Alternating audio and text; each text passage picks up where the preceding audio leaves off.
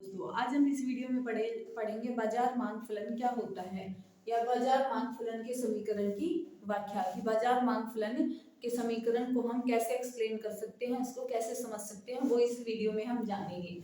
सबसे पहले आता है market dx equal to function of P X Y T E N G S Y D. ये क्या है?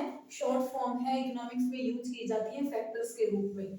सबसे पहले आता है पी एक्स होता है वस्तु की अपनी कीमत, कि किसी वस्तु की जब अपनी कीमत कम होती है तो उसकी डिमांड बढ़ जाती है और जब उसकी कीमत ज्यादा होती है तो उसकी डिमांड कम हो जाती है।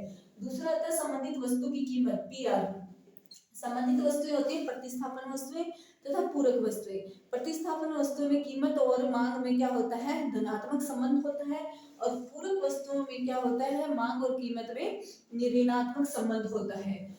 उपभोक्ता की आय, जब किसी उपभोक्ता की आय बढ़ जाती है तो उसकी डिमांड बढ़ जाती है वस्तु की, और जब किसी उपभोक्ता की आय कम हो जाती है तो वह वस्तुओं की मांग कम करता है। चौथा आता है रुचि और प्राथमिकता। जब किसी वस्तु की, किसी उपभोक्ता की किसी वस्तु विशेष के लिए रुचि या प्राथमिकता बढ़ जाती है तो उसकी डिमांड ज्यादा करता है, और जब किसी वस्तु के लिए उसकी रुचि और प्राथमिकताएं कम हो जाती हैं तो वह उसकी डिमांड कम करता है।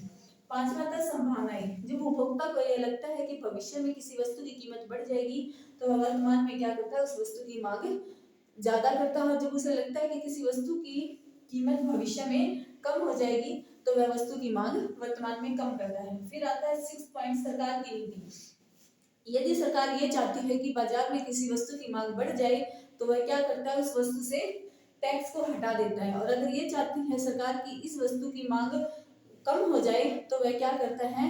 सरकार क्या करती है? उस वस्तु के टैक्स को बढ़ा देता है जिससे उसकी कीमत बढ़ जाती है। कीमत बढ़ने से क्या होता है?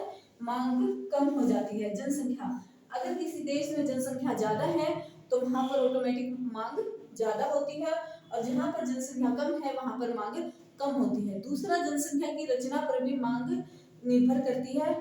जैसे स्त्रियां ज्यादा हो किसी जनसंख्या में तो वहां स्त्रियों की वस्तुओं की मांग ज्यादा होगी।